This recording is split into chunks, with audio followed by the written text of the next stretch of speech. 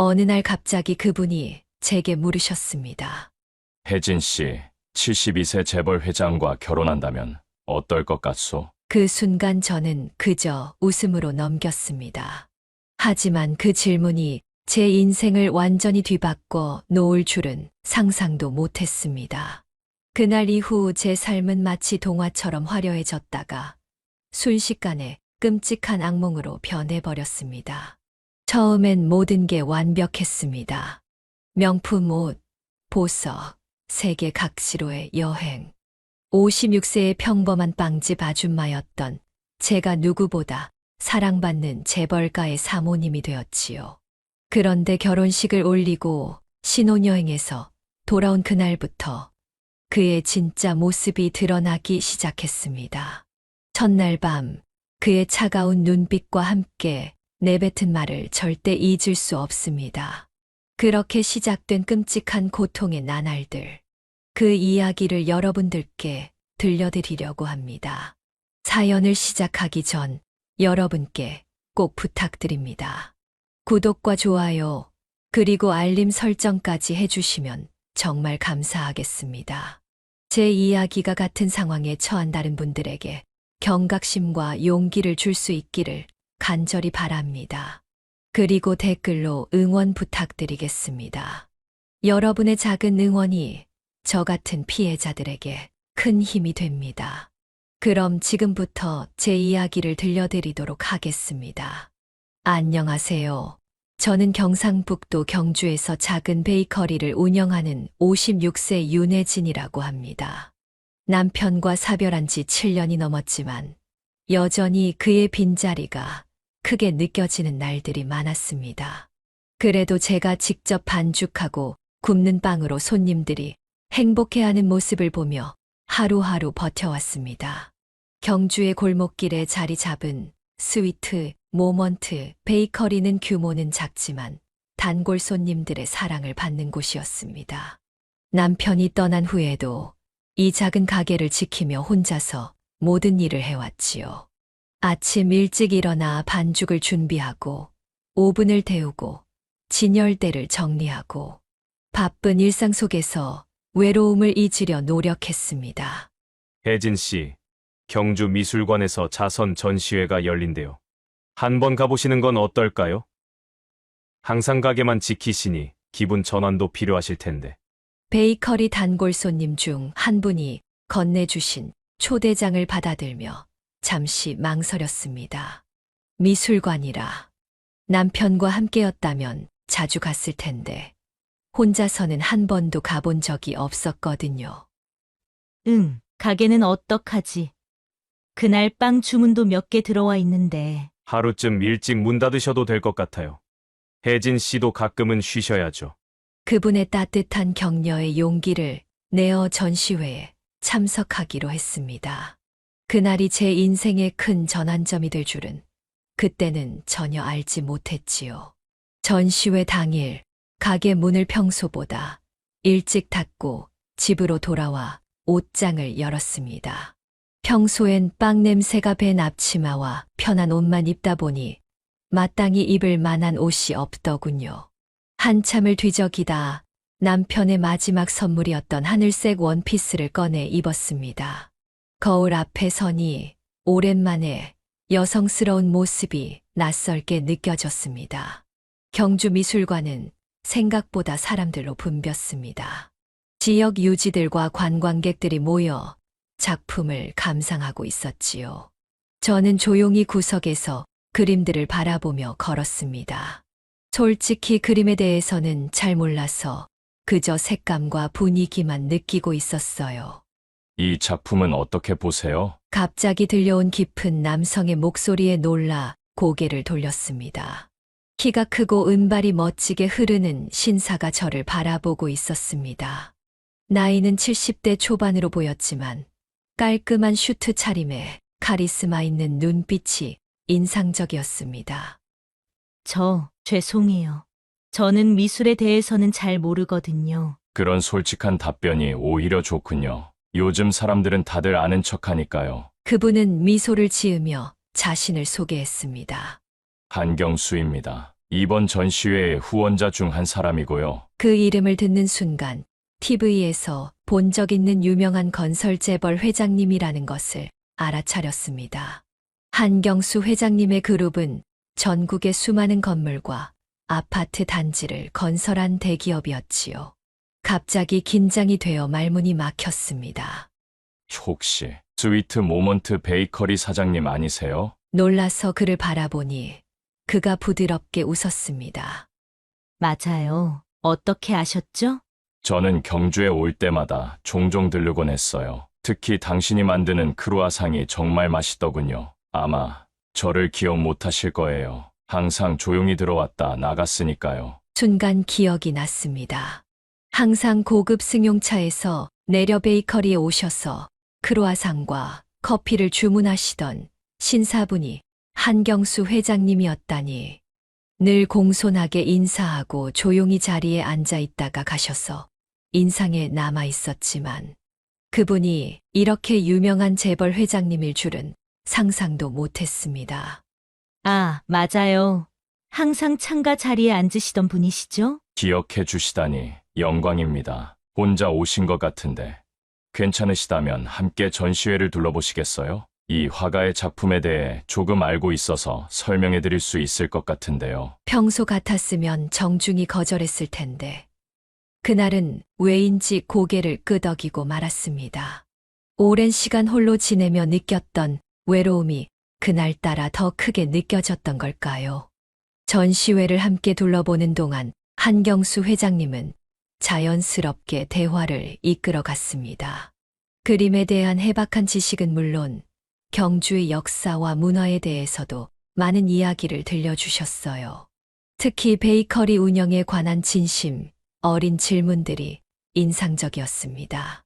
윤 사장님은 정말 대단하십니다. 남편을 잃고도 그렇게 열심히 가게를 운영해 오셨다니 쉽지 않았을 텐데요. 그의 진심 어린 말에 마음이 따뜻해졌습니다. 남편이 떠난 후 대부분의 사람들은 저를 불쌍한 과부로만 봤는데 그는 제 노력과 독립성을 인정해 주는 것 같았거든요. 전시회가 끝날 무렵 그는 제게 말했습니다.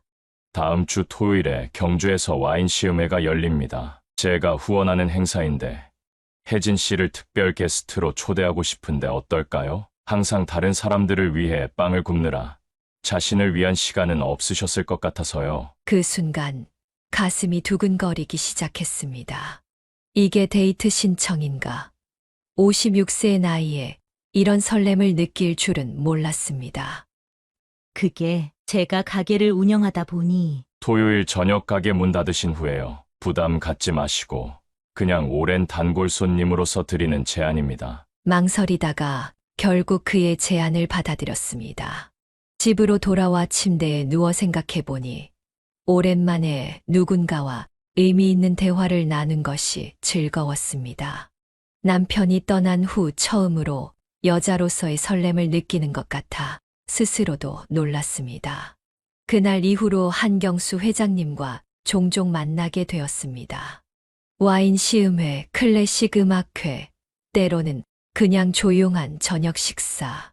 그와 함께하는 시간이 쌓여갈수록 저는 다시 꿈꾸게 되었습니다. 56의 나이에도 새로운 사랑과 행복이 찾아올 수 있다는 희망이 생겼지요. 그날 이후 제 삶은 마치 영화의 한 장면처럼 변해갔습니다. 경주의 작은 베이커리, 스위트 모먼트를 운영하는 56세 아줌마에게 72세 재벌 회장님의 관심이라니.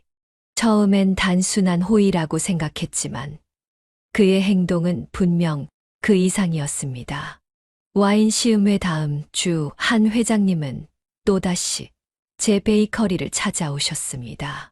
평소와 다른 점이 있다면 이번에는 혼자가 아닌 화려한 꽃다발을 든 비서와 함께였다는 것이었죠. 가게에 있던 손님들의 시선이 일제히 쏟아지는 가운데 그는 당당하게 꽃다발을 건네며 말씀하셨습니다. 혜진 씨의 하루가 이 꽃처럼 향기롭기를 바랍니다. 그 말에 얼굴이 화끈거렸지만 마음 한구석에서는 따뜻한 설렘이 피어올랐습니다. 오랜 세월 잊고 살았던 감정이었지요. 그로부터 일주일에 2번씩 한 회장님은 어김없이 스위트 모먼트를 찾아오셨습니다. 때로는 제가 직접 구운 빵을 맛보며 진지한 감상을 전해주시고, 때로는 경주 근교의 아름다운 장소들을 추천해 주셨지요. 그의 지식은 해박했고 대화는 항상 흥미로웠습니다. 한 달이 지났을 무렵 한 회장님은 저에게 특별한 제안을 하셨습니다. 경주예술회관에서 열리는 유명 오페라 공연에 함께 가자는 것이었지요. 평소라면 망설였겠지만 어느새 그의 제안이 기다려지는 저 자신을 발견했습니다. 오페라 관람날, 저는 오랜만에 옷장 깊숙이 보관해두었던 정장 원피스를 꺼내 입었습니다. 옷이 조금 헐렁했지만 간단한 액세서리로 단장하고 거울 앞에 섰을 때 오랜만에 여성으로서의 저를 마주하는 기분이었습니다.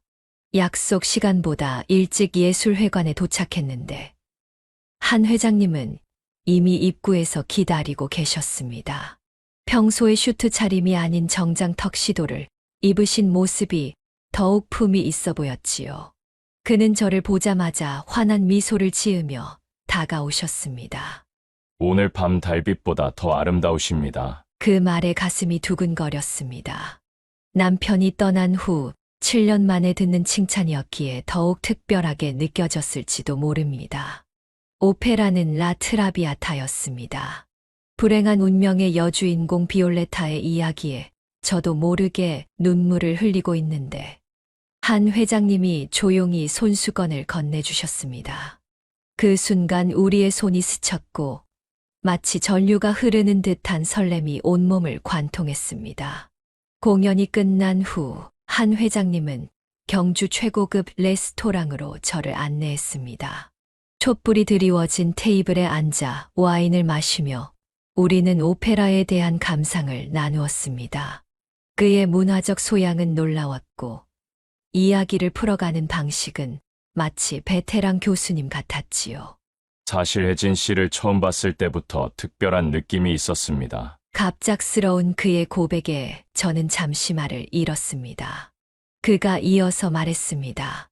제 나이 72에 이런 감정을 느낄 줄은 상상도 못했는데 혜진 씨와 함께하는 시간이 너무 소중합니다. 그날 이후로 우리의 만남은 더욱 깊어졌습니다. 한 회장님은 주말마다 경주를 찾아오셨고 가끔은 저도 서울로 초대받았습니다. 고급 레스토랑, 미술관, 음악회. 그와 함께라면 어디든 특별한 장소가 되었지요. 특히 잊지 못할 데이트는 서울 교향악단의 초청 공연이었습니다. 그날 한 회장님은 서울에서 헬리콥터를 타고 경주까지 오셨습니다. 경주 시내 전체가 놀랐던 그 장면을 아직도 선명히 기억합니다. 헬기에서 내리신 한 회장님은 저를 위해 특별히 예약한 VIP석으로 안내했고 공연 내내 제 손을 꼭 잡고 계셨습니다. 제 주변 사람들의 반응은 다양했습니다.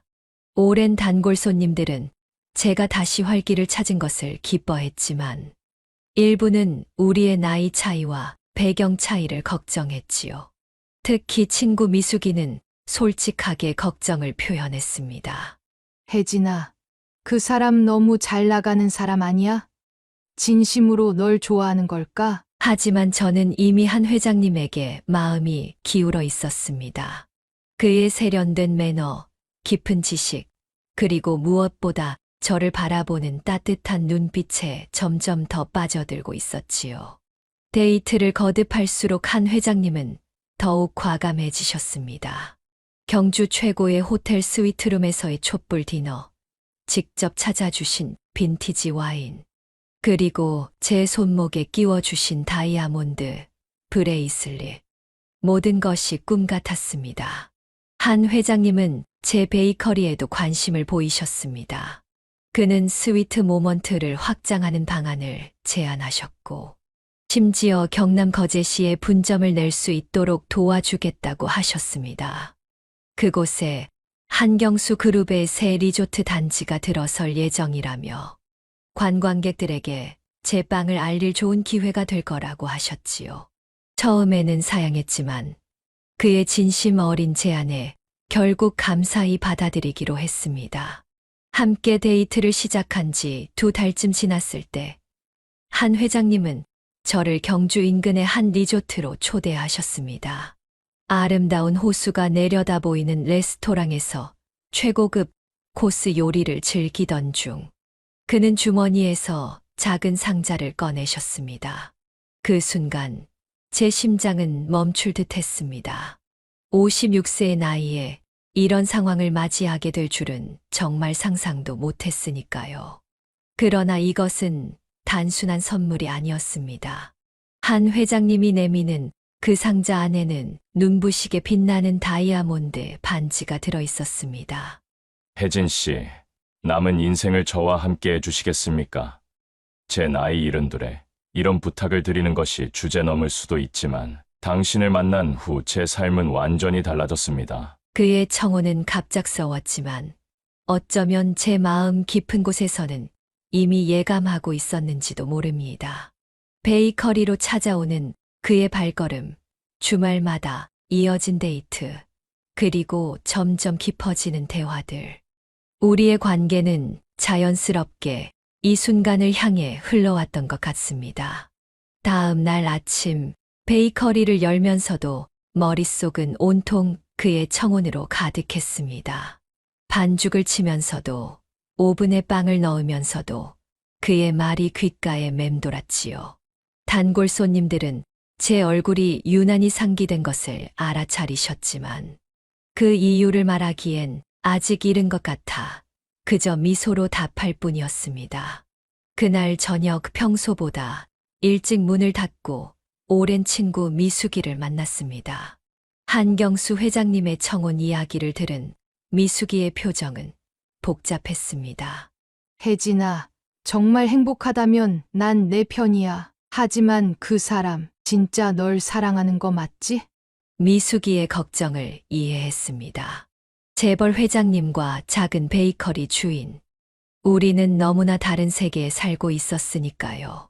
하지만 지난 몇 달간 함께한 시간, 그가 보여준 진심 어린 관심과 배려는 거짓일 수 없다고 느꼈습니다. 미수가 이 나이에 또 사랑을 느낄 수 있다는 게 나도 놀라워. 하지만 그분과 함께 있으면 정말 행복해. 남은 인생 누군가의 아내로 다시 사랑받고 싶어? 마음속 깊은 곳에서 우러나온 말이었습니다.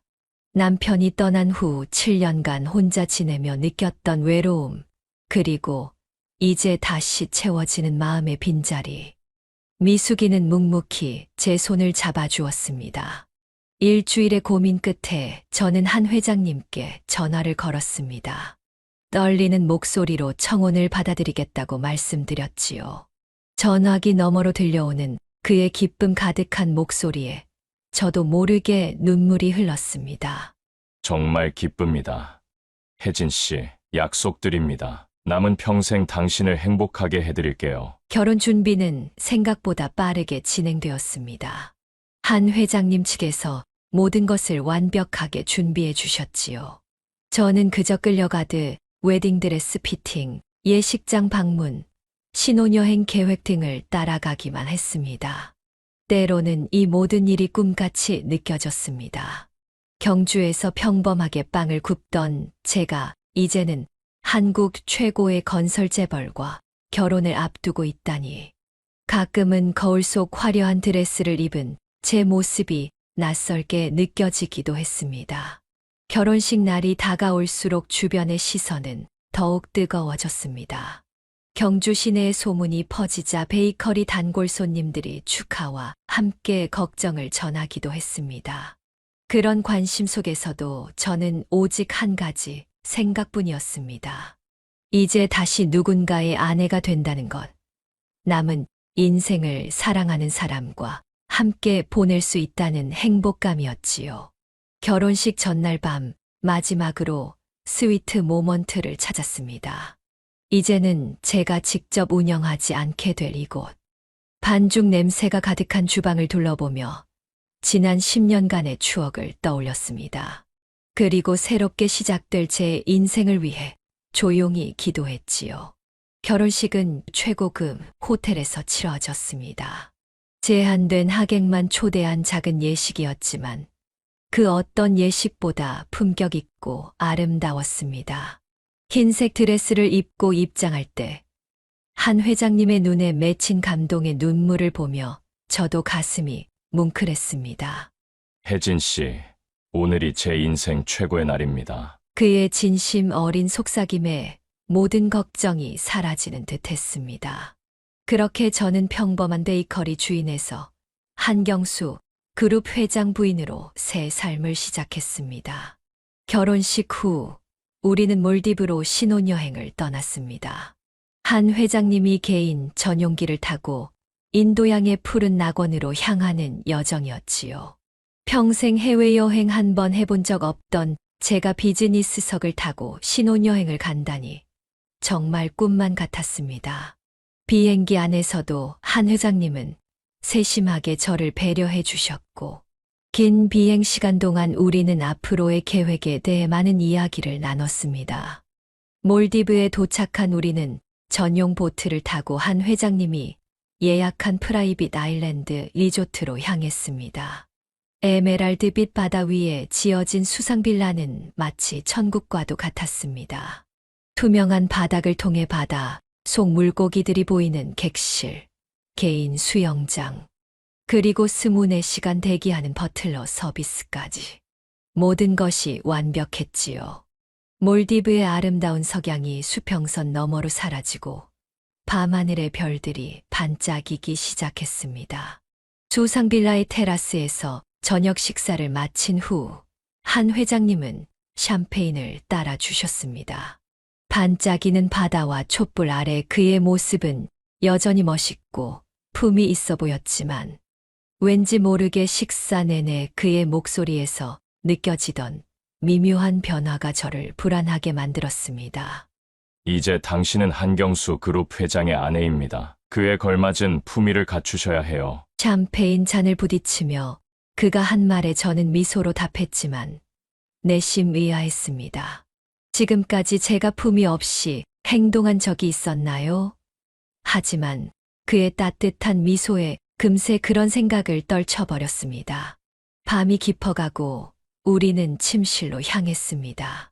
첫날 밤의 설렘으로 가득 찼지만 그 순간부터 저는 또 다른 모습의 한 회장님을 만나게 되었습니다. 그는 침실의 조명이 너무 밝다며 특정 각도에서만 불을 켜라고 지시했습니다. 제가 입고 있던 실크 슬립도 마음에 들지 않는다며 직접 준비해온 특정 브랜드의 속옷으로 갈아입으라 했지요. 모든 것은 완벽해야 합니다. 내 아내의 침실 모습도 예외는 아니에요. 잠자리에서도 그의 통제는 계속되었습니다. 잠자리의 모든 것이 그의 방식대로만 진행되어야 했습니다. 제가 자연스럽게 움직이거나 소리를 내는 것조차 허용되지 않았고 마치 미리 짜여진 각본에 따라 행동해야 하는 것 같았습니다. 데이트할 때의 다정함과 부드러움은 온데간데 없고 명령하듯 저를 통제하는 모습에 당혹스러웠습니다. 움직이지 마세요. 내가 지시하는 대로만 하세요. 그의 차가운 지시에 순간적으로 얼어붙은 기분이었습니다. 이것이 사랑이 아닌 소유와 통제라는 생각이 스쳐 지나갔지만 신혼여행 첫날 밤에 그런 의심을 품는 것이 미안하기도 했습니다. 침대에 누워 대화를 나누는 중 그는 갑자기 제 손톱을 유심히 바라보더니 인상을 찌푸렸습니다. 내일 당장 매니큐어를 다시 받으세요. 이 색상은 당신의 나이에 너무 화려해 보입니다. 그의 갑작스러운 지적에 당황했습니다. 결혼식 전날 특별히 신경 써서 받은 매니큐어였는데 그것이 잘못되었다니요. 하지만 신혼여행의 분위기를 망치고 싶지 않아 그저 고개를 끄덕였습니다. 밤이 깊어 잠자리에 들기 전 화장실에서 세면을 하고 있는데 한 회장님이 들어오셨습니다. 제가 사용하던 스킨케어 제품들을 하나하나 살펴보더니 대부분을 옆으로 밀어내셨습니다. 이런 저가 제품들은 이제 사용하지 마세요. 내일 리조트 스파에서 고급 제품으로 전부 바꿔드리겠습니다. 경주에서 오랫동안 사용해온 제품들이었지만 그의 따뜻한 배려라 생각하고 받아들이기로 했습니다. 새로운 삶에는 새로운 변화가 필요한 법이니까요. 그렇게 회장님은 제가 아직 합방을 할 준비가 안 됐다며 첫날 밤을 따로 보냈습니다. 하루 아침에 변한 회장님을 보며 당황했습니다. 그날 밤 저는 혼자 뜬 눈으로 지새웠습니다. 다음 날 아침 해변을 산책하려던 제 모습을 보고 한 회장님은 미간을 찌푸렸습니다. 제가 입은 밝은 꽃무늬 원피스가 눈에 거슬렸던 모양입니다. 혜진 씨, 그 옷은 너무 촌스러워 보이네요. 이제부터는 제가 선택한 의상만 입으세요. 결혼 선물로 준비해온 고급 의류가 들어있는 대형 캐리어를 가리키며 그가 말했습니다. 그 안에는 제가 평소 좋아하는 스타일과는 거리가 먼 단색의 고급스러운 의상들만 가득했습니다. 하지만 이건 제가 좋아하는 원피스인데. 처음으로 제가 작은 반론을 제기하자 그의 눈빛이 순간 차갑게 변했습니다. 지금까지 한 번도 보지 못했던 날카로운 시선이었습니다. 이제 당신은 제 아내입니다. 회장의 와이프라고요. 내 아내로서의 기준에 맞춰 살아야 합니다. 무언가 가슴 한 구석이 찌릿하게 아팠지만 첫날의 다툼은 피하고 싶었습니다. 결국 그가 골라준 베이지색 리넨 원피스로 갈아입었고 그는 다시 만족스러운 미소를 되찾았습니다. 신혼여행 이틀째 리조트 레스토랑에서 아침 식사를 하고 있을 때였습니다.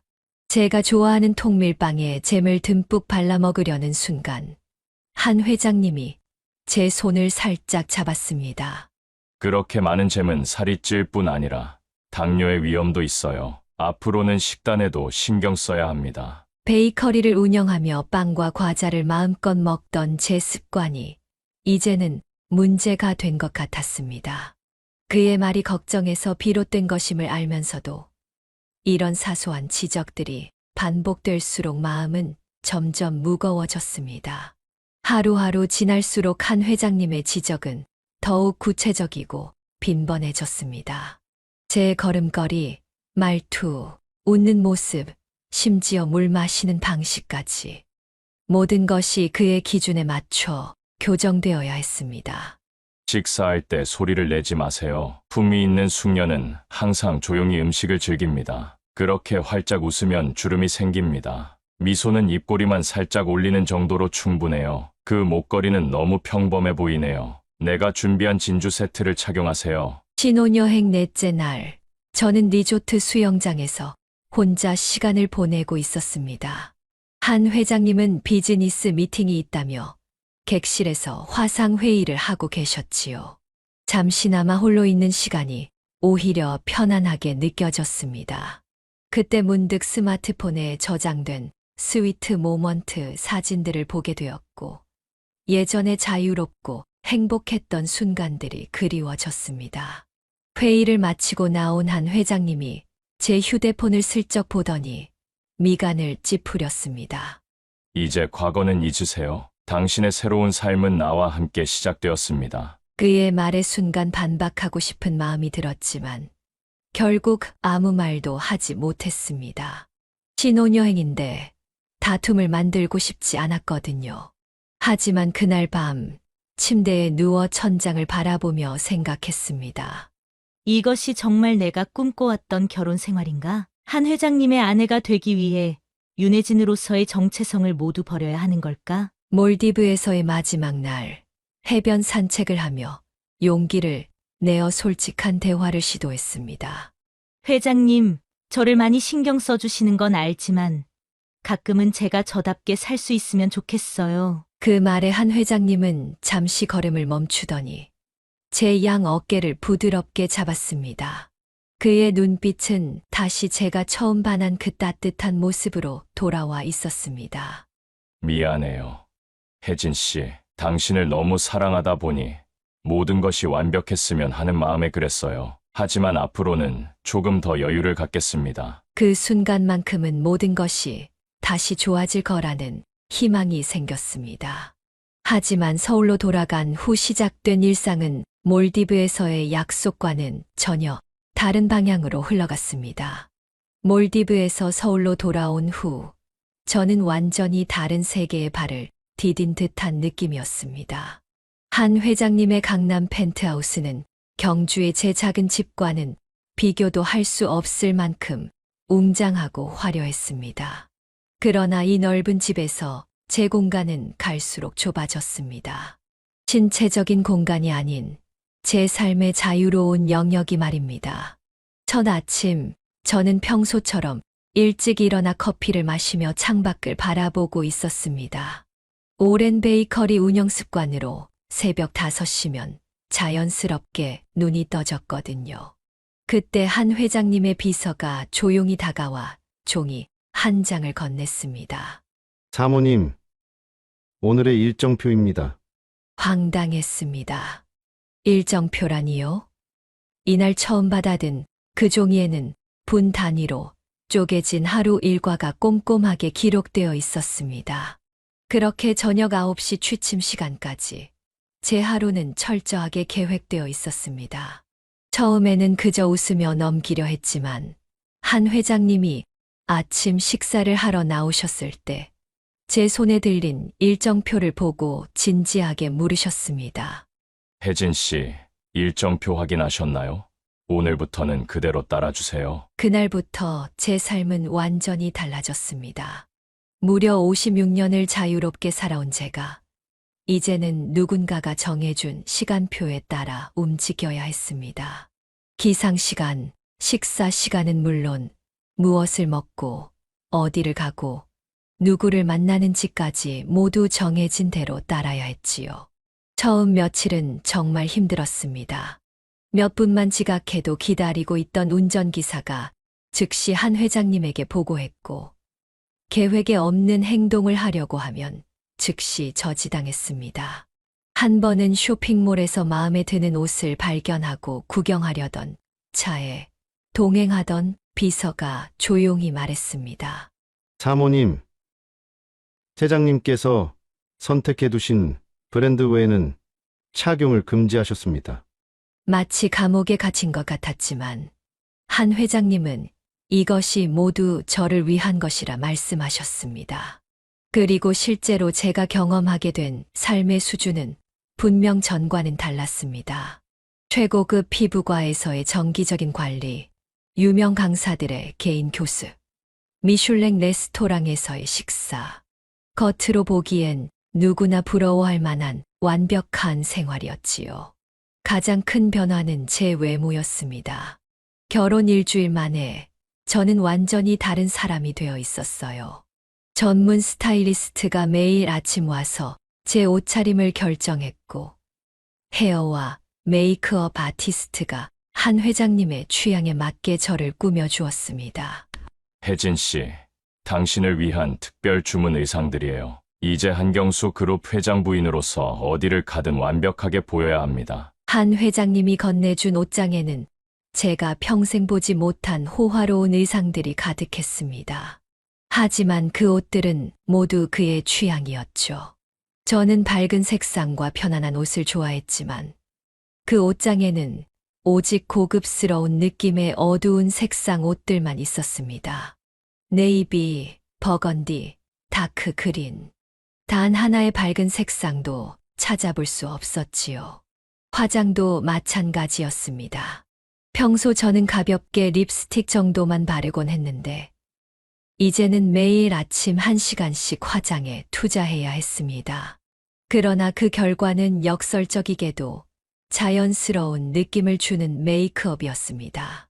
겉으로는 화장을 하지 않은 듯 보이지만 실제로는 완벽하게 피부 결점을 가리고 세련된 느낌을 주는 그런 스타일이었지요. 2달이 지나자 매일 아침 일정표를 받는 것이 일상이 되었습니다. 가끔은 제 취향이나 의견을 물어봐 주길 바랐지만 한 회장님의 세계에서 그런 것은 중요하지 않았습니다. 어느 날 용기를 내어 말해봤습니다.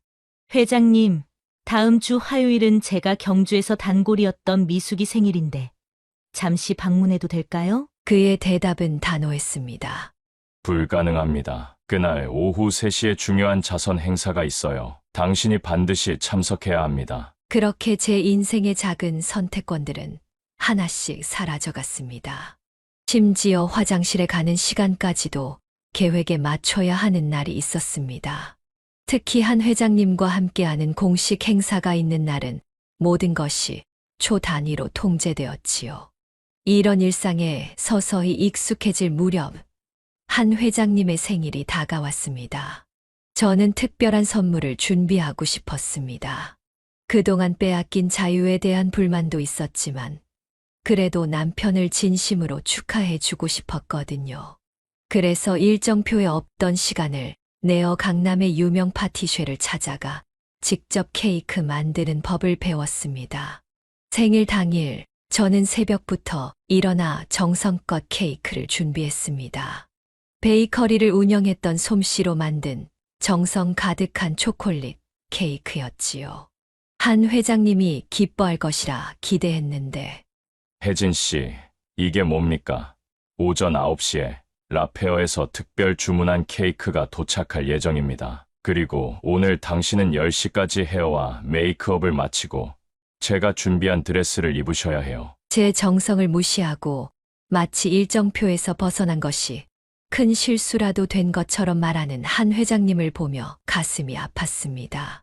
그날 저녁 호화로운 생일 파티에서 저는 한 회장님이 선택한 드레스를 입고 그가 원하는 미소를 지으며 그가 대본처럼 지시한 말들을 손님들에게 전했습니다. 거울 속에 비친 제 모습은 윤혜진이 아니었습니다. 그저 한경수 회장의 화려한 액세서리, 완벽하게 통제된 아내일 뿐이었지요. 그 순간 문득 깨달았습니다. 제가 잃어버린 것은 단순한 자유가 아니라 저 자신이었다는 것을. 앞으로 더 심해질 통제와 제한들이 저를 기다리고 있었으니까요. 휴대폰, 친구, 가족과의 연락까지. 제 삶의 모든 연결고리가 하나둘씩 끊어져 가는 과정은 이제 막 시작되고 있었습니다. 결혼 3개월째, 저는 점점 더 고립되어 가고 있었습니다. 처음에는 한 회장님의 행동들이 모두 저를 위한 배려라고 생각했습니다.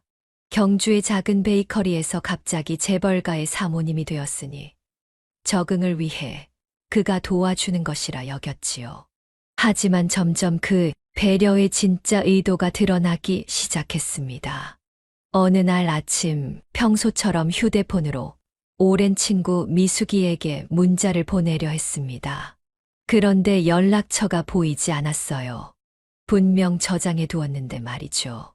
그날 하루 종일 찾아보았지만 미숙이의 번호는 물론 경주에서 알고 지내던 대부분의 지인 연락처가 사라져 있었습니다.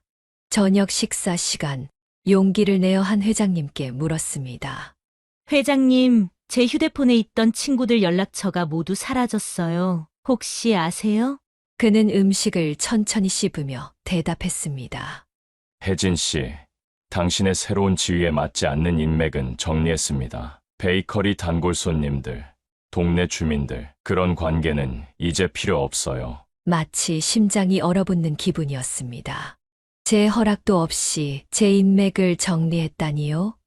하지만 그의 말투는 마치 당연한 일을 했다는 듯 담담했습니다. 처음에는 반발하려 했지만 한편으로는 그의 말이 일리가 있다고도 생각했습니다.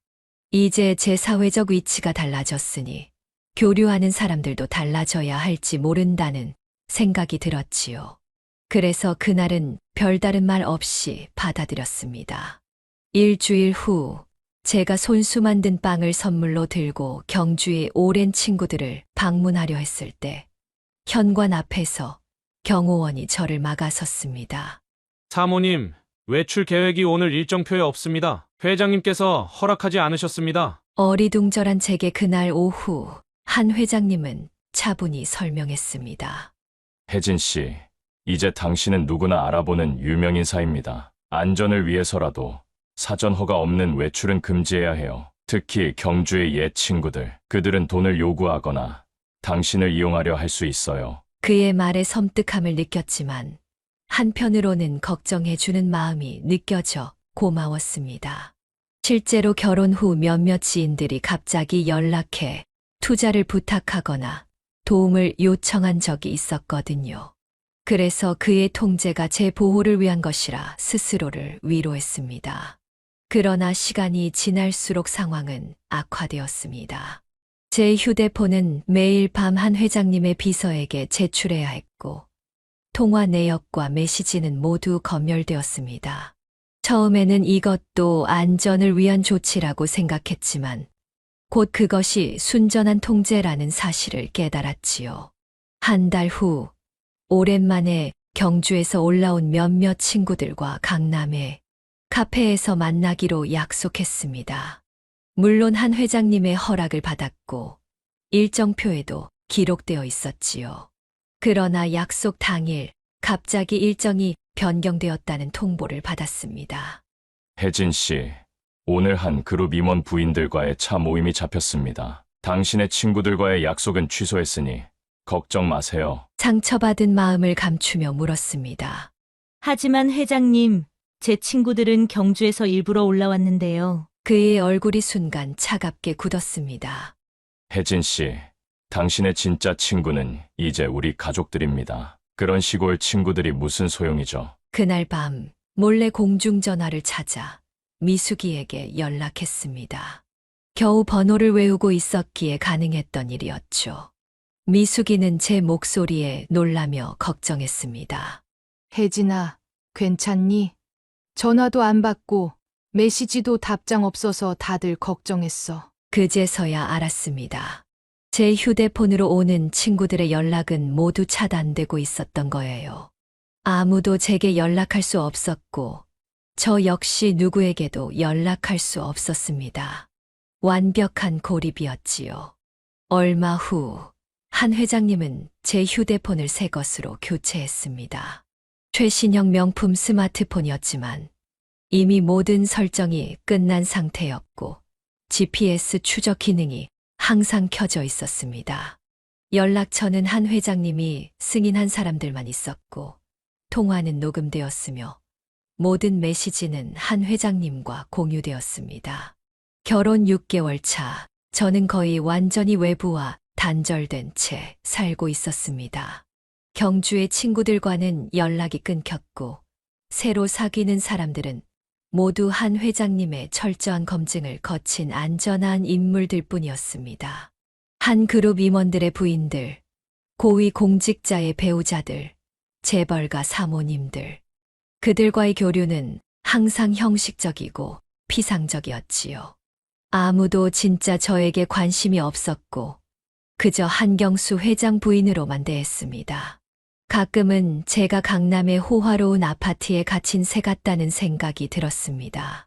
황금 새장이라 할지라도 그것은 여전히 새장일 뿐이니까요. 어느 날 용기를 내어 한 회장님께 솔직한 심정을 털어놓았습니다. 회장님, 전 조금 외로워요. 제 오랜 친구들과도 연락하고 싶고, 가끔은 제 마음대로 외출도 하고 싶어요. 그의 반응은 예상 밖이었습니다. 갑자기 눈물을 글썽이며 제 손을 잡았지요. 혜진 씨, 내가 이렇게 하는 건 당신을 정말 사랑하기 때문이에요. 내 첫 번째 부인은 외부 사람들과 어울리다 나쁜 영향을 받아 사고로 목숨을 잃었어요. 두 번째 부인도 마찬가지고 당신만은 그런 비극을 겪게 하고 싶지 않아요. 그의 눈물에 제 결심이 흔들렸습니다. 그가 정말 저를 보호하려는 것일까요? 아니면 이것도 교묘한 통제의 방법일까요? 혼란스러움 속에서도 한 가지는 분명했습니다. 저는 점점 더 자유를 잃어가고 있었고, 이대로 가다간 완전히 제 자신을 잃게 될 것이라는 사실이었습니다. 결혼 생활 8개월 차, 저를 가장 힘들게 했던 것은 한 회장님의 외동딸 한지수와의 관계였습니다. 지수 씨는 35살의 미혼 여성으로 미국 유학 후 한 그룹의 마케팅 이사로 일하고 있었습니다. 처음 만났을 때 그녀는 겉으로는 저를 환영하는 듯 했지만 그 미소 뒤에 숨겨진 적대감은 시간이 지날수록 분명하게 드러났습니다. 결혼식 직후 지수 씨는 화려한 웨딩 선물을 준비해왔고 아버지의 새 아내에게 존중을 표하는 듯 했습니다. 비슷한 나이대의 여성으로서 저는 그녀와 친해지길 바랐습니다. 어쩌면 이 거대한 저택에서 제가 의지할 수 있는 유일한 동맹이 될 수도 있을 거라고 생각했지요. 어머니라고 부르지는 않을게요. 그건 좀 어색할 것 같으니까요. 대신 언니라고 부를게요. 처음 그녀가 그렇게 말했을 때 저는 안도감을 느꼈습니다. 의붓딸이라는 어색한 관계를 자연스럽게 풀어나갈 수 있을 것 같았거든요. 하지만 그것은 착각이었습니다. 지수 씨는 점점 더 저를 무시하기 시작했습니다. 함께 있는 자리에서 제 의견은 철저히 묵살되었고 종종 저를 아버지의 새 장난감이라고 부르는 것을 다른 사람들에게 들었습니다. 처음에는 그저 적응 기간이 필요한 것이라 생각했습니다. 아버지의 재혼이 쉽게 받아들여질 리 없으니까요. 한 회장님은 이런 갈등을 알아채지 못하는 듯 했습니다. 그의 눈에는 지수 씨가 완벽한 딸이었고 저 역시 완벽한 아내였으니까요. 그는 우리가 서로 잘 지내고 있다고 믿기를 원했고 저는 그의 기대에 부응하기 위해 지수 씨의 냉담한 태도를 참아내고 있었습니다. 그러던 어느 날 결정적인 사건이 벌어졌습니다. 한 회장님이 출장으로 집을 비운 날이었어요. 저는 평소처럼 일정표에 따라 하루를 보내고 있었습니다. 오후에 집안을 정리하던 중 지수 씨의 방 앞을 지나가게 되었습니다. 문이 살짝 열려 있었고 바닥에 떨어진 서류 몇 장이 보였습니다. 그녀가 바쁘게 나가며 흘린 것 같았습니다. 저는 선의로 서류를 주워 그녀의 책상 위에 올려두려 했습니다. 그런데 그 순간 실수로 책상 위에 있던 유리 장식품을 건드리고 말았어요. 비싸 보이는 크리스탈 오브제가 바닥에 떨어져 산산조각이 났습니다. 당황한 저는 즉시 관리인을 불러 깨진 조각들을 치우게 한 후 지수 씨에게 사과 문자를 보냈습니다. 원래 식사 시간에 만나서 직접 사과하려 했지만 그녀는 그날 저녁 귀가하지 않았습니다. 다음 날 아침 지수 씨가 갑자기 제 방으로 들이닥쳤습니다. 그녀의 얼굴은 분노로 일그러져 있었습니다. 당신이 뭔데 내 방에 함부로 들어가서 내 물건을 만지는 거죠? 그 오브제는 아버지가 내 생일에 특별히 주문한 한정판이었어요. 그녀의 갑작스러운 분노에 저는 충격을 받았습니다. 진심으로 사과하려 했지만 그녀는 제 말을 들으려 하지 않았습니다. 당신이 정말 누군지 알아? 그냥 촌스러운 빵집 아줌마일 뿐이야. 아버지의 재산 때문에 접근한 거 다 알아? 우리 어머니를 대체할 수 있을 거라고 생각하지 마. 그날 이후로 지수 씨의 태도는 더욱 노골적으로 변했습니다. 저에 대한 폭언은 일상이 되었고 때로는 하인들 앞에서도 저를 모욕했습니다. 식사 자리에서는 저를 고의적으로 무시하거나 제가 사용하던 식기를 따로 치우라고 지시하기도 했지요. 한 번은 중요한 가족 모임에서 그녀가 소리쳤습니다. 아버지, 이 여자가 당신 옆에 앉아있는 게 너무 보기 싫어요. 우리 어머니가 앉던 자리예요. 한 회장님은 그 순간 당황스러워했지만 결국 지수 씨를 달래는 쪽을 선택했습니다. 저에게는 단지 이해해달라는 눈빛을 보낼 뿐이었지요. 그 이후로 공식적인 자리에서 저는 항상 한 회장님과 거리를 두고 앉게 되었습니다.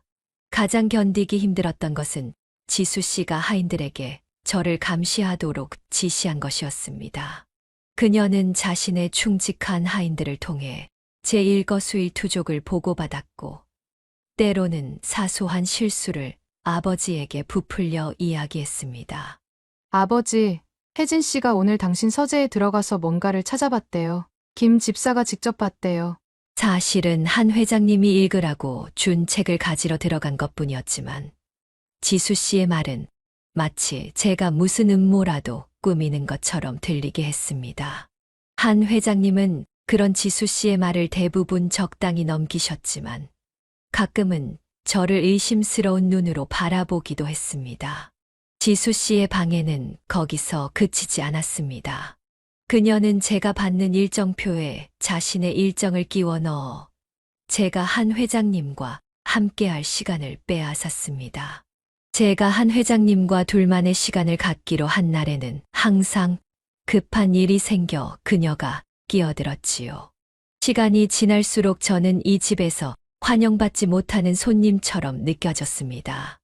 지수 씨의 세력은 강했고 대부분의 하인들은 저보다 그녀의 편에 서 있었습니다. 그들은 오랫동안 함께해온 진짜 가족이었고 저는 그저 외부에서 들어온 이방인일 뿐이었으니까요. 그럼에도 불구하고 한 회장님 앞에서는 모든 것이 완벽한 척해야 했습니다. 그는 가족 간의 갈등을 용납하지 않았고 특히 지수 씨에 관한 어떤 불만도 듣고 싶어 하지 않았습니다. 저는 침묵 속에서 참고 또 참았습니다. 하지만 점점 더 저는 과거의 자유롭던 삶이 그리워지기 시작했습니다. 경주의 작은 베이커리, 제 손으로 반죽하던 빵의 향기, 손님들과 나누던 소소한 대화. 그 모든 것이 이제는 너무나 먼 추억처럼 느껴졌습니다. 황금 세장 안에서 외로움과 소외감, 그리고 지수 씨의 끊임없는 적대감 속에 저는 점점 더 숨이 막히는 듯 했습니다. 무언가 변화가 필요했습니다. 그저 한 회장님의 장식품으로 남기보다는 다시 제 자신을 찾고 싶었지요. 결혼 10개월 차, 저는 이제 견딜 수 없는 지경에 이르렀습니다. 날이 갈수록 심해지는 지수 씨의 적대감, 끊임없는 감시와 통제, 그리고 완벽한 사모님으로 살아야 하는 부담감. 모든 것이 저를 질식시키는 것 같았습니다. 그러나 무엇보다 가장 견디기 힘들었던 것은 제 자신의 정체성을 잃어가고 있다는 느낌이었습니다. 날이 흐릴 때면 경주의 스위트 모먼트가 생각났습니다. 새벽녘 빵 굽는 냄새, 반죽을 치는 손의 감각, 단골 손님들과 나누던 대화. 이 모든 것이 그리워 가슴이 아팠습니다. 이 호화로운 생활 속에서도 제 영혼은 점점 메말라가고 있었지요. 어느 날 아침 용기를 내어 한 회장님께 제 마음을 털어놓기로 했습니다. 그는 평소처럼 서재에서 신문을 읽고 계셨고 저는 조심스럽게 다가가 앉았습니다. 회장님, 잠시 이야기 좀 나눌 수 있을까요? 그는 신문에서 눈을 떼지 않은 채 고개를 끄덕였습니다. 저 요즘 많이 답답해요. 매일 같은 일상, 정해진 일정대로만 움직이고 제가 뭔가 의미 있는 일을 하고 싶어요. 그제서야 그는 신문을 내려놓고 저를 바라보았습니다. 그의 눈빛에는 약간의 의아함이 서려 있었습니다. 작게라도 다시 일을 시작하고 싶어요. 서울 어딘가에 작은 베이커리나 카페를 열 수도 있고 아니면 베이킹 클래스를 가르치는 것도 좋을 것 같아요. 제가 잘하는 일이니까요. 제 말이 끝나기도 전에 한 회장님의 표정이 굳어졌습니다. 처음 보는 냉소적인 미소가 그의 입가에 떠올랐고 그는 천천히 신문을 접으며 말했습니다. 혜진 씨, 당신은 지금이 무슨 상황인지 이해하고 있습니까? 당신은 이제 그룹 회장의 아내입니다. 베이커리를 운영한다고요. 빵을 굽는다고요. 그게 당신의 위치에 맞는 일이라고 생각합니까? 그의 말투에는 비웃음이 섞여 있었고 제 자존심은 깊은 상처를 입었습니다. 하지만 포기하고 싶지 않았습니다. 회장님, 저는 그저 제 자신을 찾고 싶을 뿐이에요. 경주에서는 매일 무언가를 만들고 사람들과 소통하며 살았는데 이제는 그저 장식품처럼 살고 있어요. 한 회장님의 눈빛이 순간 차가워졌습니다. 그는 천천히 일어나 창가로 걸어가더니 등을 돌린 채 말했습니다. 내 아내가 돈을 벌기 위해 가게에서 일한다. 그것이 얼마나 창피한 일인지 알고 있습니까? 사람들이 뭐라고 하겠습니까? 한경수 회장이 아내를 제대로 부양하지 못한다고 할까요? 그의 말에 충격을 받았습니다. 제가 일하고 싶은 이유는 돈 때문이 아니었습니다. 그저 제 인생의 의미와 기쁨을 되찾고 싶었을 뿐인데 그것조차 그에게는 창피한 일이 된다니요. 돈 때문이 아니에요. 제가 좋아하는 일이고 의미 있는 일이라서. 한 회장님은 갑자기 돌아서서 제게 다가왔습니다. 그의 눈에는 분노가 서려 있었습니다. 이 집에서 당신이 할 일은 단 하나입니다. 나를 내조하고 내 지위에 걸맞은 아내로 살아가는 것입니다. 그것만으로도 충분히 바쁠 텐데 무슨 빵 타령입니까? 제 꿈이 그렇게 하찮게 무시당하는 것을 보며 눈물이 차올랐습니다. 결혼 전 그는 제 베이커리에 대해 존중하는 태도를 보였고 제 손맛을 칭찬했었는데 그것이 모두 거짓이었다는 사실을 이제야 깨달았습니다. 그렇게 일이 하고 싶다면 내가 만들어주는 자선 행사나 도와주세요. 다음 주에 한경수 그룹 장학재단 행사가 있으니 거기서 VIP들에게 인사나 잘하면 됩니다. 그의 말은 마치 시혜를 베푸는 것 같았고 저는 더 이상 자존심이 허락하지 않아 말을 멈췄습니다. 한 회장님은 자신이 승리했다고 생각했는지 다시 신문을 펼치며 이야기를 마무리했습니다. 그날 이후로 저는 더 심한 감시 아래 놓이게 되었습니다. 마치 제가 몰래 도망가서 베이커리라도 차릴 것처럼 외출은 더욱 제한되었고 일정표는 더 빡빡해졌습니다.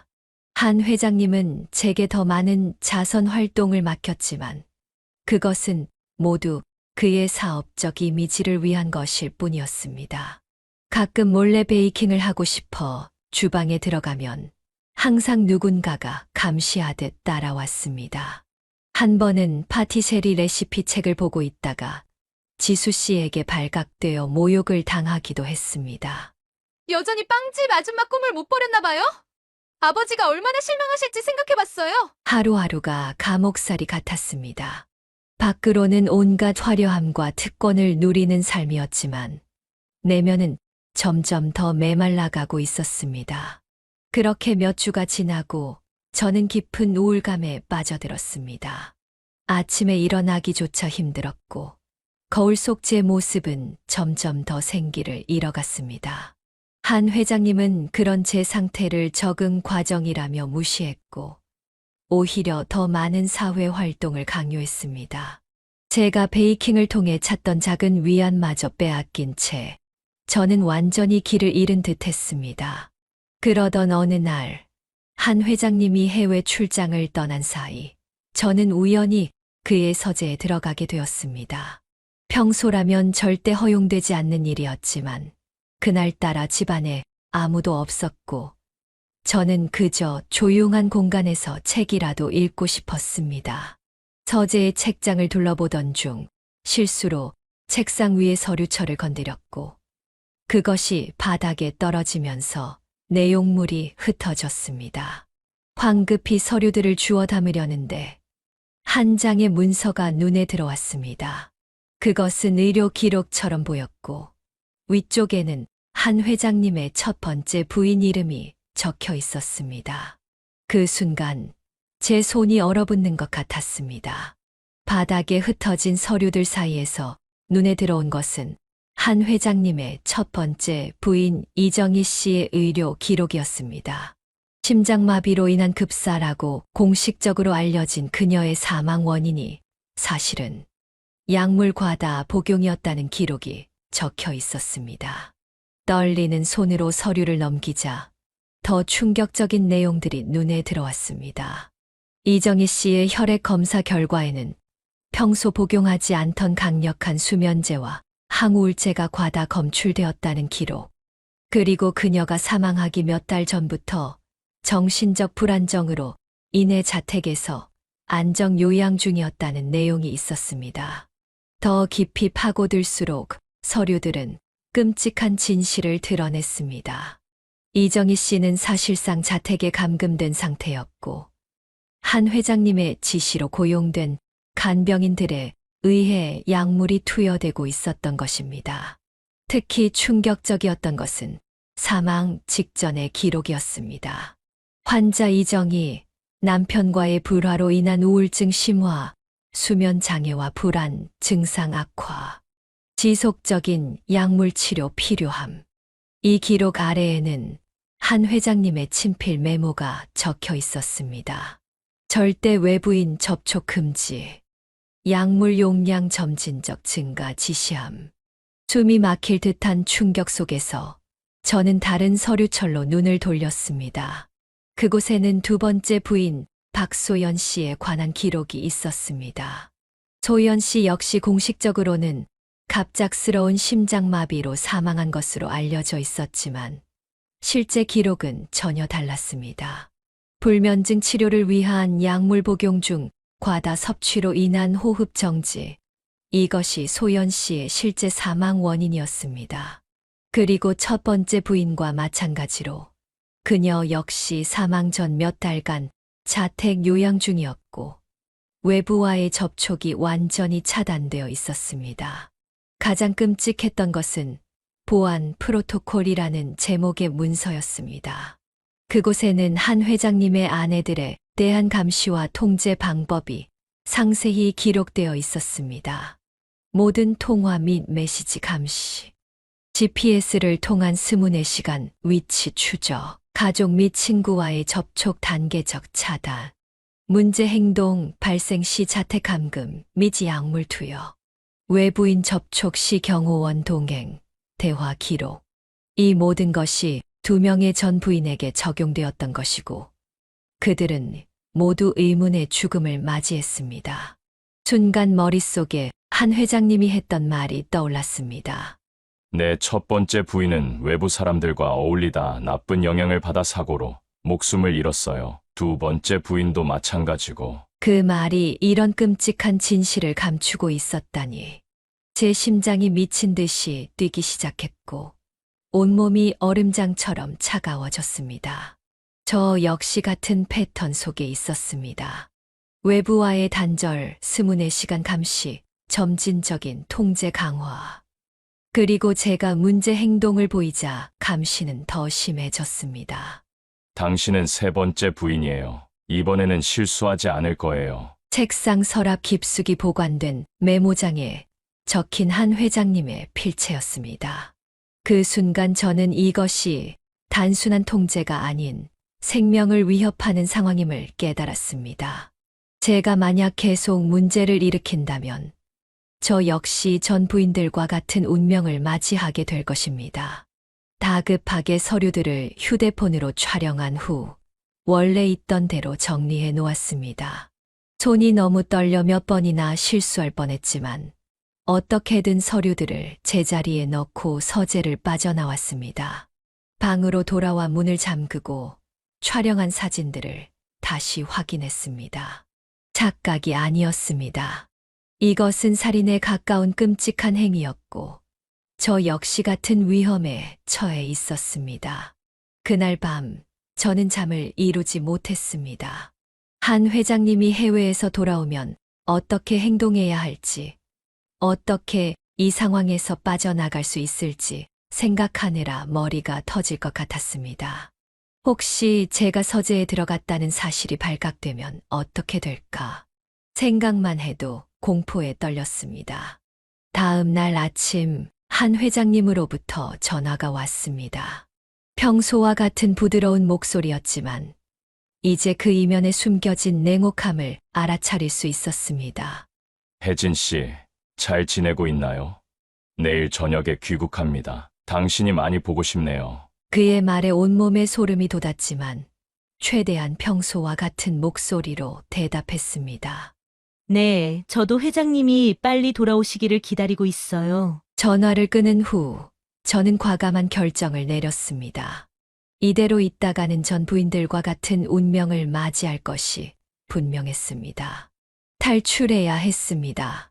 하지만 이렇게 24시간 감시 체제에서 집 밖으로 한 발짝도 혼자 나갈 수 없는 상황에서 빠져나갈 방법이 도저히 생각이 나지 않았습니다. 그때 문득 경주의 오랜 친구 미숙이가 생각났습니다.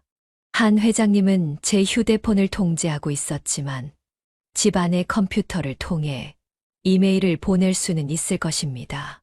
물론 그것도 감시될 위험이 크지만 새로운 계정을 만들어 접근한다면 온종일 머리를 짜내 탈출 계획을 세우기 시작했습니다. 살아남기 위해서는 이 황금 감옥에서 벗어나는 것만이 유일한 방법이었습니다. 그리고 그 첫 단계는 미숙이에게 연락해 도움을 요청하는 것이었지요. 이제는 시간과의 싸움이었습니다.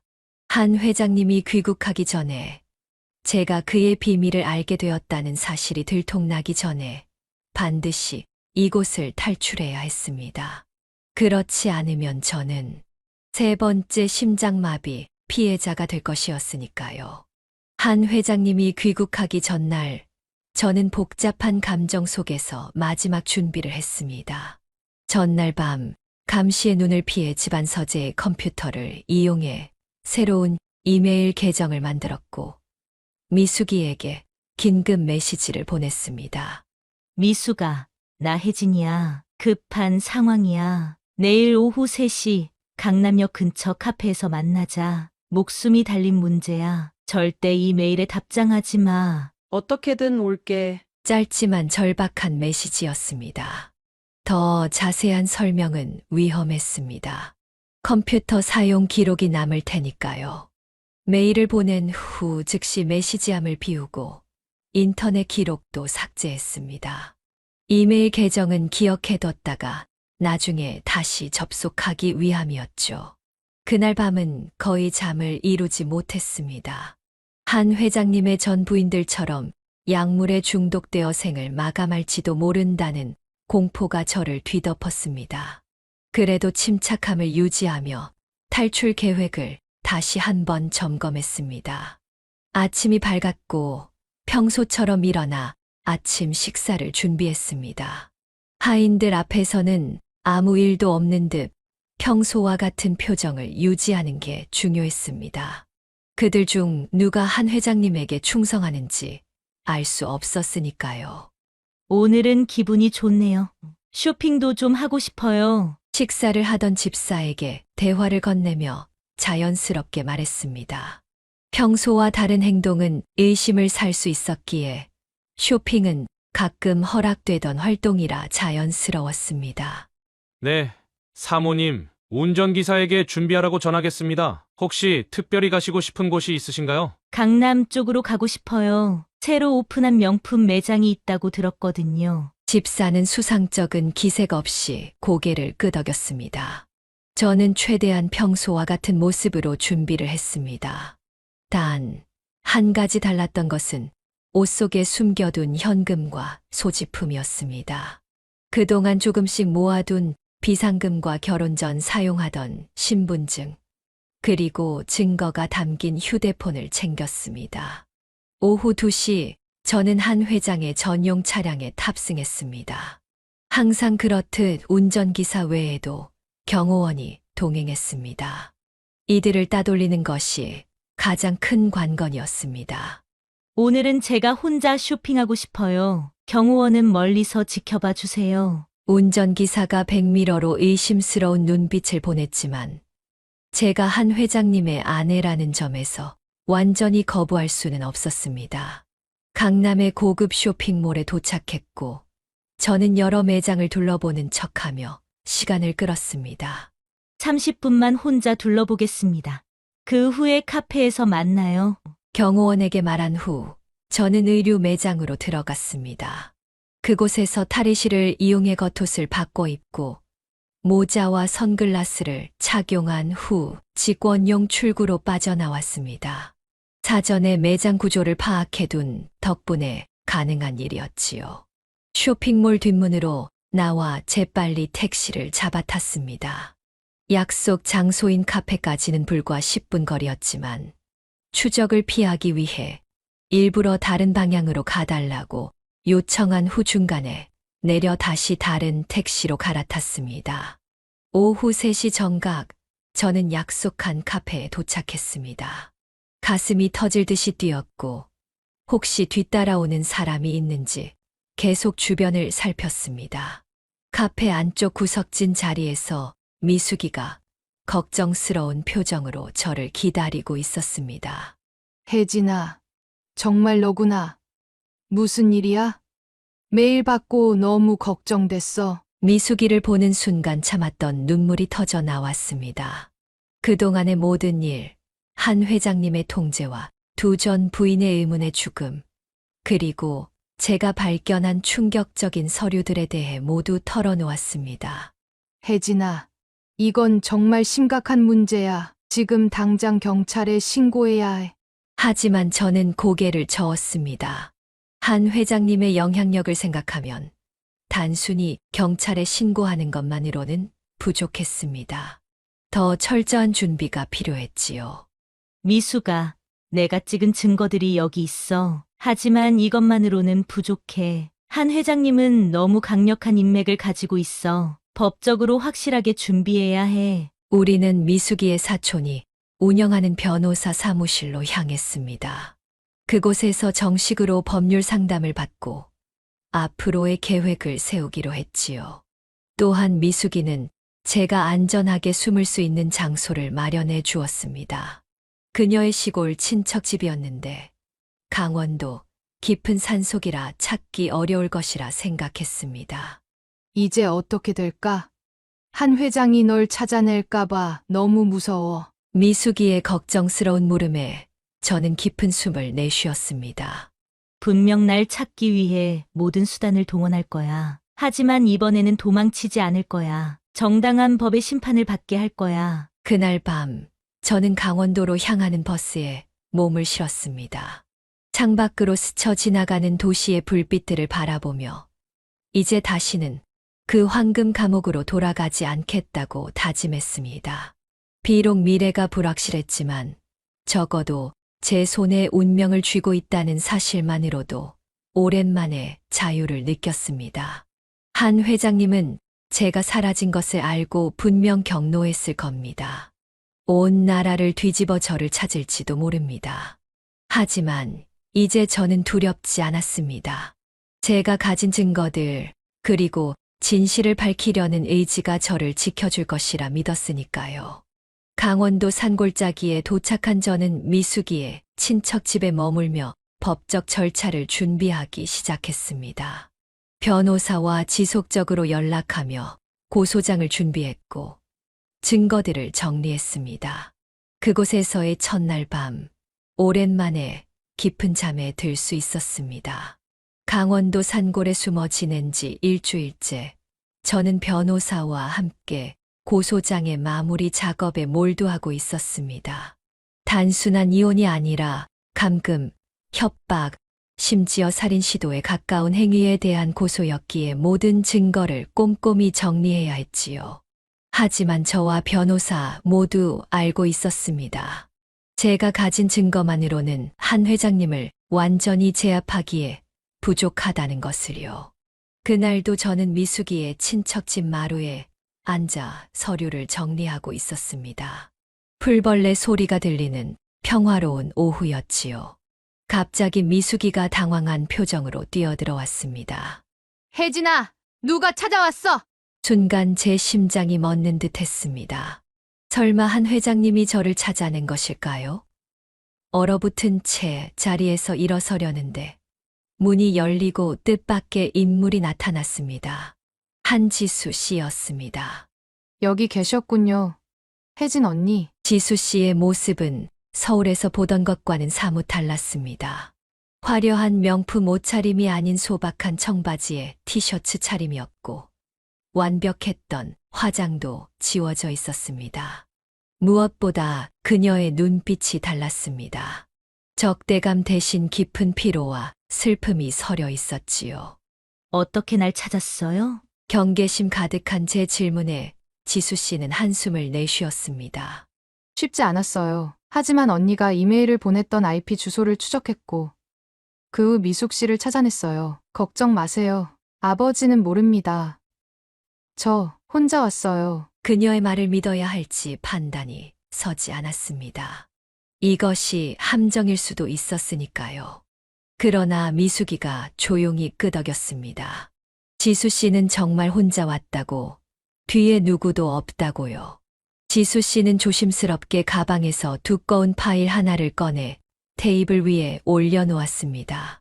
이걸 드리러 왔어요. 아버지의 진짜 모습을 보여주는 모든 증거들이에요. 파일을 열자 충격적인 내용들이 눈앞에 펼쳐졌습니다. 한 회장님의 첫 번째 부인부터 저까지 모든 아내들의 대한 상세한 기록과 통제 방법, 약물 사용 지시, 심지어 응급 상황 발생 시 처리 방법까지 기록되어 있었습니다.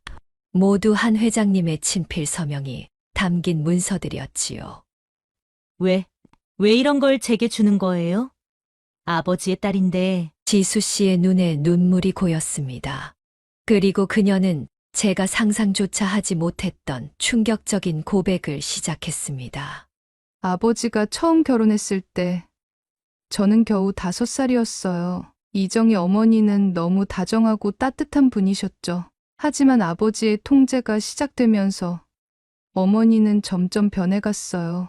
약에 취한 채 하루 종일 누워 계시다가 어느 날 갑자기 돌아가셨죠. 지수 씨의 말에 제 심장이 아팠습니다. 그녀는 계속해서 이야기를 이어갔습니다. 두 번째 부인도 마찬가지였어요. 처음엔 활기차고 밝은 사람이었는데 아버지의 손에 들어가자 영혼이 사라진 사람처럼 변해갔죠. 그리고 결국 지수 씨는 떨리는 손으로 눈물을 훔쳤습니다. 이건 단순한 통제가 아니에요. 이건 살인이에요. 아버지는 사람을 소유물로 여기고 그 소유물이 자신의 뜻대로 움직이지 않으면 파괴해버리는 사람이에요. 저는 더 이상 침묵할 수 없었어요. 그 말에 제 머릿속에 지수 씨가 저에게 보였던 적대감이 떠올랐습니다. 그것은 정말 미움이었을까요? 아니면 또 다른 희생자가 생기는 것을 보기 싫었던 마음이었을까요? 처음에 언니를 미워했어요. 하지만 그건 언니가 아버지의 새로운 장난감이 될 것이 분명했기 때문이에요. 또 누군가가 희생되는 걸 보고 싶지 않았죠. 언니를 내쫓고 싶었어요. 그게 언니를 구하는 유일한 방법이라고 생각했으니까요. 지수 씨의 고백은 계속되었습니다. 그녀는 어린 시절부터 아버지의 끔찍한 행동을 지켜봐왔고, 그로 인한 트라우마로 오랜 시간 정신과 치료를 받아왔다고 합니다. 처음에는 두려움 때문에, 나중에는 공범이 될까 두려워 침묵했다고 했습니다. 하지만 이제는 끝내야 해요. 아버지의 범죄가 더 이상 계속되어선 안 됩니다. 지수 씨가 건네준 파일에는 더 충격적인 내용이 있었습니다. 한 회장님의 일기장 사본이었는데, 그곳에는 두 부인의 죽음을 어떻게 계획했는지, 그리고 저에 대한 관리 계획까지 상세히 기록되어 있었습니다. 이건 아버지 금고에 숨겨두었던 거예요. 저만 알고 있는 비밀번호로 열었죠. 이 증거들이 언니에게 도움이 되길 바랍니다. 지수 씨의 도움으로 고소장은 완벽하게 준비될 수 있었습니다. 그녀는 직접 증인으로 나서겠다고 했고, 다른 가족 비서들과 의료진들도 증언할 수 있도록 설득하겠다고 했습니다. 이제 정의가 실현될 차례예요. 아버지의 희생자들을 위해서라도 이 악몽은 끝나야 해요. 지수 씨가 떠난 후 저는 그녀가 남긴 증거들을 하나하나 살펴보았습니다. 그것들은 한 회장님의 범죄를 명백히 증명하기에 충분했습니다. 이제는 제가 두려워할 필요가 없었습니다. 진실이 제 편에 있으니까요. 다음 날 저는 변호사와 함께 고소장을 제출했고, 지수 씨의 증언을 토대로 한 회장님에 대한 체포 영장이 신청되었습니다. 언론에도 이 사건이 알려지기 시작했고, 한때 존경받던 재벌 회장의 어두운 이면이 서서히 드러나기 시작했습니다. 하지만 이 싸움은 이제 시작일 뿐이었습니다. 한 회장님과 같은 권력자를 상대로 하는 법정 투쟁이 얼마나 어렵고 길어질지 저는 알고 있었습니다. 그러나 제 안에는 더 이상 두려움이 없었습니다. 오직 정의를 향한 의지만이 남아 있었지요. 강원도의 조용한 산골에서 저는 다가올 법정 투쟁을 위한 준비를 시작했습니다. 한 가지 확실한 것은 제가 이제 혼자가 아니라는 사실이었습니다. 미수, 지수 씨, 그리고 진실을 위해 함께 싸울 많은 사람들이 제 곁에 있었으니까요. 저는 즉시 고소했습니다. 법정 투쟁은 저의 예상대로 길고 지난했습니다. 한경수 회장의 변호인단은 국내 최고의 변호사들로 구성되어 있었고, 그들은 모든 증거를 무효화하려 했습니다. 하지만 지수 씨의 증언과 그녀가 제공한 결정적 증거들, 그리고 용기를 내어 증언대에 선 전직 비서와 간호사들의 진술 덕분에 진실은 서서히 드러났습니다. 재판이 진행되는 9개월 동안 저는 많은 어려움을 겪었습니다. 한 회장 측에서는 저를 재산을 노린 기회주의자로 몰아세웠고, 심지어 제 과거를 파헤쳐 인격을 모독하기도 했습니다. 매일 법정에 출석할 때마다 카메라 플래시가 터지고 기자들이 몰려들었지요. 혜진 씨, 그 모든 고통 속에서도 포기하지 않으셨군요. 정말 대단합니다. 재판을 맡은 판사님이 최종 변론을 앞두고 저에게 하신 말씀이었습니다. 그 순간 저는 이 싸움이 단순히 저 자신을 위한 것이 아니라 한 회장님의 모든 희생자들과 앞으로 그런 일이 반복되지 않도록 하기 위한 투쟁임을 다시 한번 깨달았습니다. 마침내 재판 10개월 차에 판결이 내려졌습니다. 한경수 회장은 감금, 협박, 강요, 그리고 약물 사용을 통한 상해 혐의로 징역 5년을 선고받았습니다. 추가로 전 부인들의 의문사에 대한 수사도 재개되어 살인 혐의에 대한 별도 재판이 진행될 예정이었습니다. 법정에서 한 회장님과 마지막으로 눈을 마주쳤을 때 그의 눈에는 여전히 분노와 오만함이 가득했습니다. 그러나 이제 그의 실체는 온 세상에 드러났고 그 누구도 그의 권력에 굴복하지 않았습니다. 이제 모든 것이 끝났어요. 새로운 시작을 할 시간입니다. 지수 씨가 재판이 끝난 후 제게 건넨 말이었습니다. 그녀 역시 아버지의 그늘에서 벗어나 자신만의 삶을 시작하겠다고 했지요. 그녀와 저는 이상하게도 이 고통스러운 과정을 통해 진정한 가족이 되었습니다. 재판이 끝난 후 저는 삶의 새로운 방향을 고민했습니다. 서울은 이제 저에게 너무 많은 상처와 기억이 있는 곳이었고, 경주로 돌아가는 것도 과거로의 회귀처럼 느껴졌습니다.